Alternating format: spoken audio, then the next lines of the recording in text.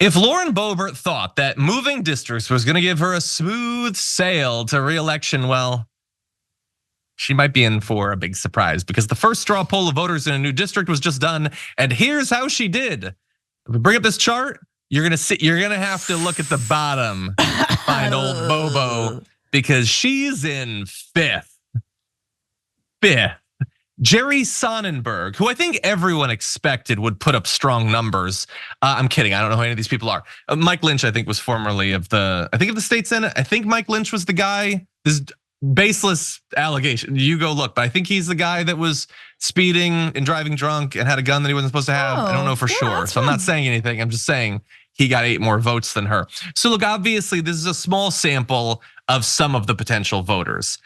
And theoretically, they're biased against her. Maybe they're biased towards the candidates that they already know, the people who actually live in that district.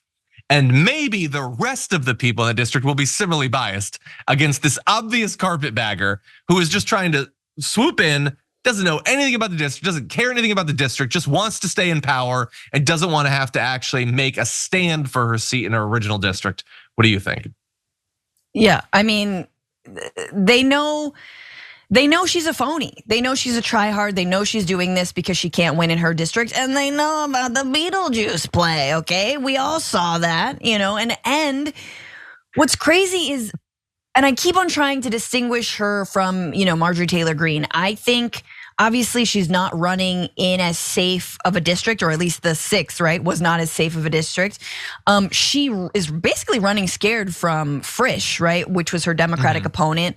But it seems like she was polling even below the other Republican who was gonna primary her.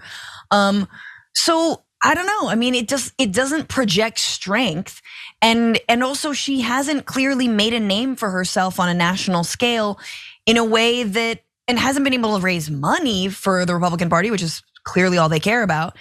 So I don't know, like I'm caught between being like, ha, ha, ha, ha, ha, and like, why is her brand of crazy not good enough for MAGA? Yeah, look, she's a known quantity. She has a name. Right. But I would ask all of you, for what? Like, I honestly don't know the answer to that question. Like, I know people have made this comparison a lot, but I think there really is something to it. She is very much in the Sarah Palin school of Republican politicians. And I don't just mean, that she has a big name, talks a big game, but doesn't really get anything done or whatever. But like she's constantly in the news for this personal, legal, family drama. Totally needless, insane stuff constantly going on around her. Some of it that she's responsible for, some of it that she's not.